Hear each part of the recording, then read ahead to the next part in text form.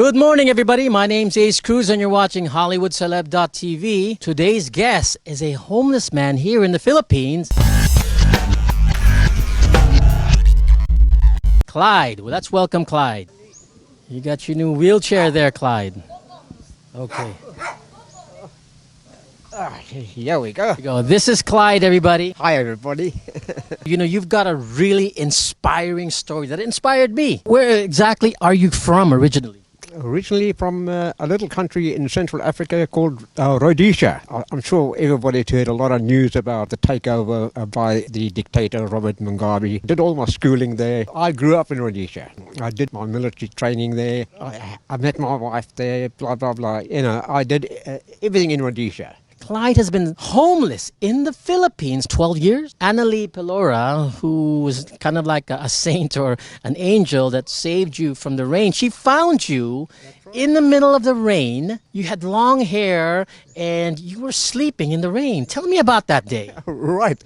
Yes, I'd had an altercation with the people I was staying about 2 miles up the road, and I decided I couldn't take any more of their abuse. I decided to pack what bags I had and walk down to the highway, which is about 2 miles, and take it from there, because at least there was a little place where you could get some food or something to drink. They had some little stalls down there, so I started to walk. About a mile down the road, it got dark, and I couldn't walk anymore. My legs just wouldn't move anymore, so I slept on the side of the road there for that night. Early in the morning, about 5 o'clock, I decided to carry on walking. I had my little dog with me. I walked down to the highway, and I found a little place there which I thought would be good. And I sat there, and I knew one or two of the people down there, and they brought me some breakfast in terms of a bit of an egg pie type stuff, and something to drink, like a cup of coffee. For a couple of days, you just sat there. I just sat. What did you just watch the people move? How did you eat? How did you even bathe or go to the bathroom? What did you do? Very difficult. There's a lot of bush around, and I knew everybody, or not everybody, but the majority of the people that fraternized the billiard room there. People would bring me something to eat, and then it started to rain. The sum of all fears. And my little dog and I, we sheltered up under a bit of a blanket I had, and we sat there for a long time. And then the rain stopped. I was sitting in the mud, or earlier hours in the evening. I was sort of shivering. I was a bit cold. And then to Annaline rocked up, and she said she saw me there the other day, and I must come with her to her house, and she'll look after me. So I said, okay, but I said, I'm a mess. I had mud all over myself. And she said, okay, first we'll send you for a haircut. I had long, scraggly hair. I went for a haircut, and then I was brought via her pedicab down to her house there. I was given some clothes to wear, some clean clothes, and she gave me a decent meal. And that's where I've been for the last 2 months. And then you happened to rock up, and so you would try and help me, which you have duly done. Thank you. You're welcome. You know, that's so inspiring that Annalie did that for you. When I heard the story, I wanted to see your state of being. You know, what inspired me is your state of being. You have nothing. You're homeless, living in the streets, or just waiting for people to feed you. If they didn't feed you, you were okay. You were just gonna say, okay, well, I'm not gonna eat. That's right. And then if if it started to rain and that's a place where you're gonna live, you just Can do except sit in the mud. so you weren't even miserable. No.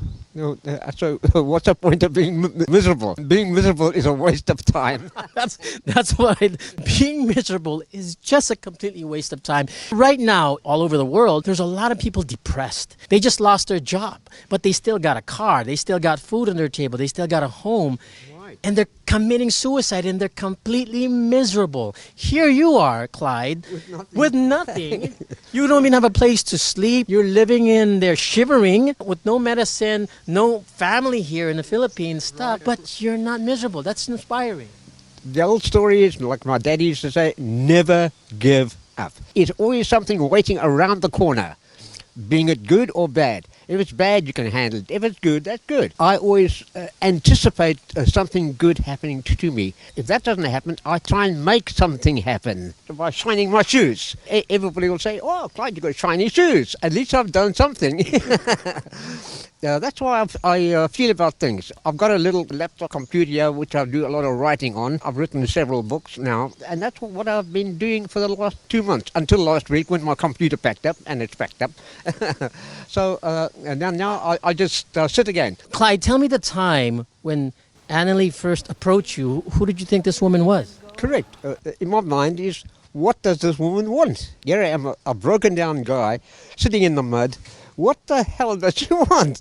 She approached me and said, "I want to look after you." That's her word, "I want to look after you." She got her pedicab driver to take me down for a haircut and a hose down, a wash. And then, of course, the pedicab driver came here and dropped me off here. They gave me something to eat. I was sleeping in that little room up there, and all went well. I thought, lucky day. And it just seemed to carry on for the next day, and the next day, the next week, and so the next month. And then you never expected this. You never really thought anybody would come up to you. It was like a miracle. It is a miracle. I didn't expect anything like this to happen in my life. All I can do is say, thank God. I'm not a religious man, but I do believe in happenings. Things happen out of the ordinary, and this is one of those things that happened. I can't say it's a miracle, or I can't say it's an act of God. It happened. That's the way it was, and I've been here ever since. Now, before that, Clyde, tell me your state of being, because it's so inspiring that you told me that you just sort of live in the present moment. You, whatever, in a sense, God gives you, you live with. If He didn't feed you that day, then you wouldn't eat. If no one popped up like Angel Annalie that came up to you, you would still be okay in a sense.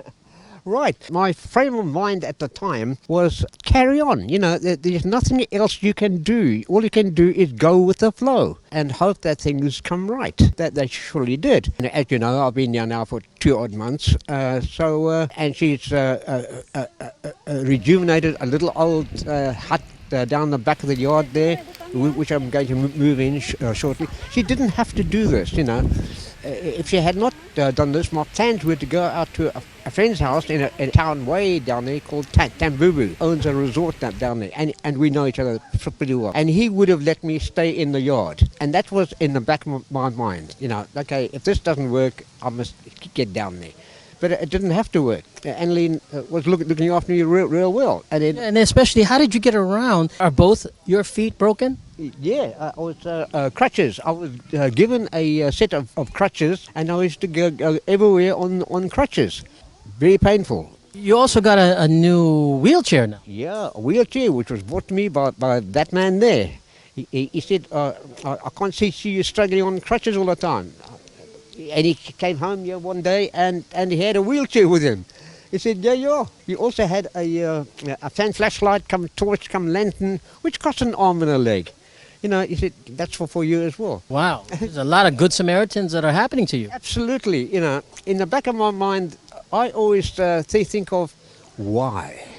Why it's happening to me, because there's millions of people out there that need help and in worse condition than I am. I think you're pretty down there, but you're saying there's more people that's in worse condition than you? Yeah, there are. In my case, I always look on the bright side of things.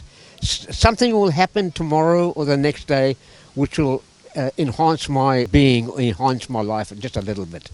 And it does. I've been very, very lucky. With God's help, maybe, I don't know. But way back in school, I was about 13, 14 years old. I used to have tremendous luck as well with everything. I went for an IQ test at one of the colleges in Salisbury at the time, and they said, I've got an IQ of about 200 plus. And I said, okay. He said, you are not going to go finish your high school. We are going to send you directly to university, because that was, you are a gifted person. So do you think, Clyde, it's part of your manifestation? I've always believed that if you set something in your mind, like you focus, and then you just sort of will manifest it. You know, there's a lot of positive motivational speakers talking about that, and I think it really works. Because look, at one time I asked you, and I was walking here, good morning, Clyde, is there anything that you would want right now? And then you said, yeah, I'd like just a can of Coke. Do you remember that? Yeah, I remember that very clearly because at the time I thought, what do I need in my life? I've got everything. I've got a room there, got a computer, I've got it, but I haven't got a can of Coke. For me, sometimes when I get down that, okay, my business didn't go through or I lost business, but I've never gotten to the point where you're at where you still feel happy. You have no legs. You have no home, you have no family here, no food or water, and then you have a dog who also had a broken backbone. That was a funny, interesting thing that you... A long time back, yeah. Talk about that, because you got no legs, you got to walk on crutches, with no money, with no food, no place to shower, no place, and you're just sort of waiting on God. If someone walks up and wants to give me food, I'll take it. Thank you, God. If someone didn't, you would just lie there in the rain until whatever happens. I always hope, or subconscious expectation, is that somebody will come along and say, hey, Clyde, you get a 100 peso note, go and buy some food. And this has happened numerous of times. Really? Yeah. I was sitting at the market the one day with a basket of groceries, selling away, not making much money. I think I made about 20 pesos that night. And a guy walks up to me and pulls out a 500 note and slaps it on the thing. I said, yes, sir, what can I do for you? I said, I don't have change for that kind of money. He said, that's not change. That's for you to go and buy some food. Wow, someone really did that to you. Yeah, and I've never seen the guy in my life. These things happen to me. Good luck, you can call it that. Yes, I always hope something good is going to happen. I would not be human if these good things did not happen to me. And I did not wish they would happen, but they are happening. There's a little hut being built for me there. I've got Jürgen and buying me wheelchair and stuff like that. They bring me food every week, cans of, not the cheap stuff, I mean expensive stuff. Yeah, Spam, which is 200 pesos a can, and they bring it to me. And they give Koja some biscuits, doggy biscuits, but I've never asked for anything in my life. God just sort of just gives it to you. It just happens, yes. Why? I don't know. I'm not a good-looking guy.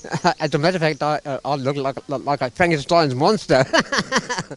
You get your medicine also donated from people, right? That yes. People say, hey, I have problems with whatever, diabetes, or what do you got? Right. Hypertension? I got bad chest, which was breathing some very high heated super gas during the war that did a lot of damage onto my lungs, which is very similar to asthma now. So I need anti-asthma tablets to help me breathe, and of course pain tablets for the leg. I need those all the time. And I had an infection in the gums last week, and Jürgen went out and bought me a whole lot of antibiotics. Antibiotics for your... Yeah, for the mouth, and they're working because I don't feel any pain this morning. And I never ask for anything, but they come to me, and that's why people get angry with me when an old beggar man stops me in the street and holds out his hand.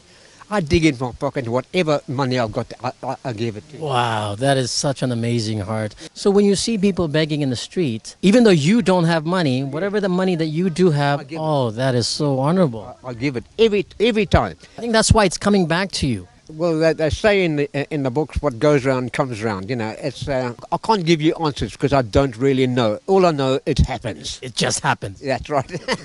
When you first arrived here, you were a refugee. Yeah. Correct? I could see what was going to happen, and I came basically here to make plans in the event of, and that's so because the wife, I hated the place. I took her back, and I came back, and I came back as a refugee. I declared myself at the airport as a refugee, and they took my passport and everything and said, we'll be in touch with you. 5 years later, they still hadn't got in touch with me. But you weren't homeless then. You had a place to live.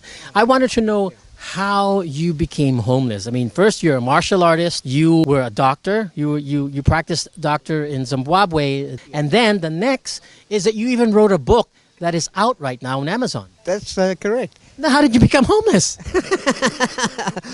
You're asking me questions which I don't know. Things have happened down the path of my life. If I make a decision, the chances are it's the right decision.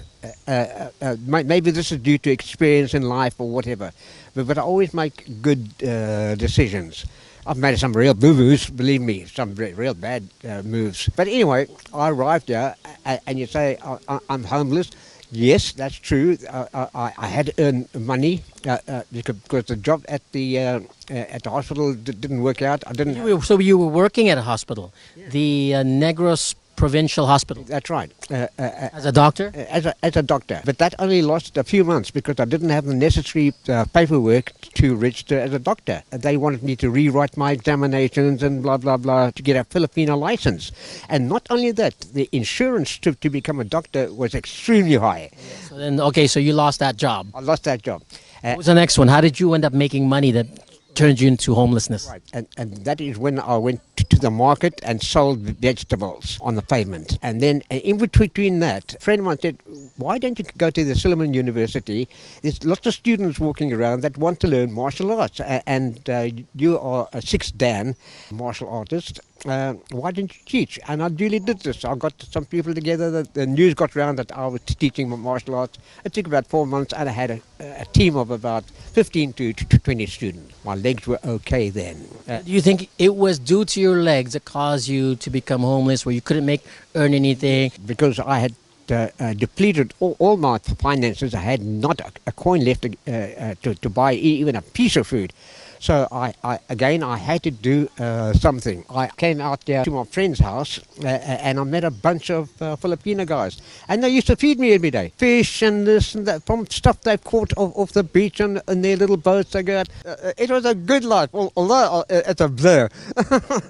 But anyway, that carried on for a couple of years. And then my friend from up there said, why don't his sister said, why don't you come and stay in our place? So I went up there, and it wasn't all that bad, but it wasn't good. I was sleeping on the veranda at that time. A lady down the road, daughter, felt sorry for me. She decided to build me a little hut, a small little 6x6, which I moved into, and it was a place I could call home. And I ate food from the main house. Now, I couldn't eat too much because they were onion people, and I'm allergic to onions. So I used to take the rice. I ate enough to survive, but I lost a lot of weight. And then one day, a little boy in the house next door, they were jumping off the step there, and one of them jumped onto Kojo and broke his back. So I said, no, he's my friend for life.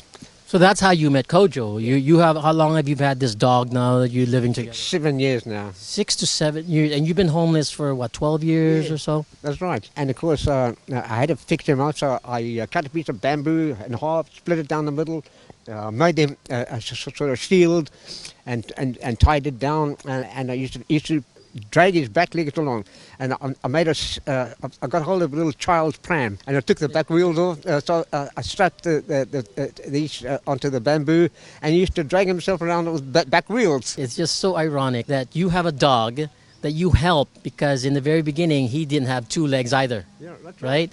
So now he's walking fine. He's walking fine. He's running, he's fighting, he's doing everything. And then during that time, did you have your legs? Were they working? No. They weren't working either? No. So both of you did not have... That's correct. We used to both hobble down the road, down to the little sorry shop to go and buy something. And he would be hobbling with me, and everybody used to walk past and laugh. You know, there's a Clyde with a spastic dog. There's Clyde being a spastic himself.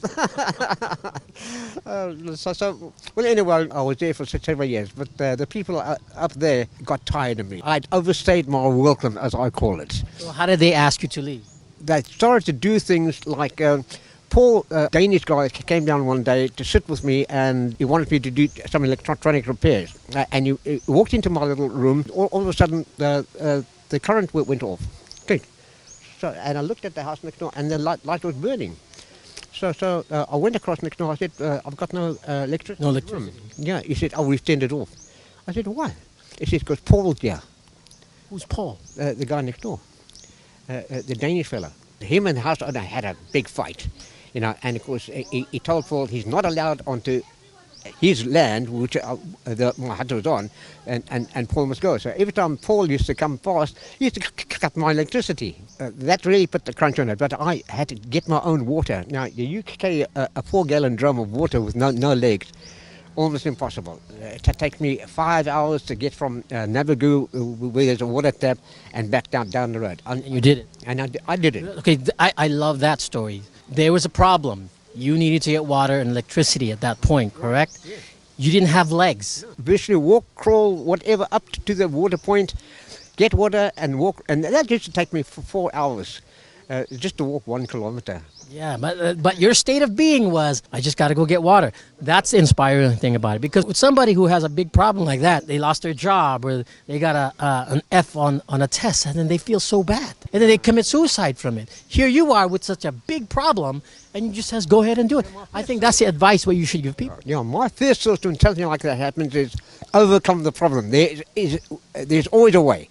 There is always a way to solve something. You've just got to find the answer. And that's what my mind is. Even now, I've got a bit of a problem doing this, a little bit of a problem doing that. Do it and go with the flow. If something happens along the way, change your plan slightly or go slightly in that direction. Normally, in my case, it works out. I'm lucky. Just pure luck. This is my situation at the moment, but I'm still I'm planning all the time. But now I hear she's bought electrical cable to go and give my little hut down there some electricity. There's running water there already. So, it's all falling into place again. Yes, which is very good. And she doesn't even love onion like the other place. Right. but You're allergic to onion. But she loves garlic. Is garlic okay? Yeah, not too much. Too much. Okay, so that's all very good. Your life is so interesting. I think you should write a book about it. I've started a few weeks back. It would be an inspirational book for others to get them out of depression or to get them out of suicide.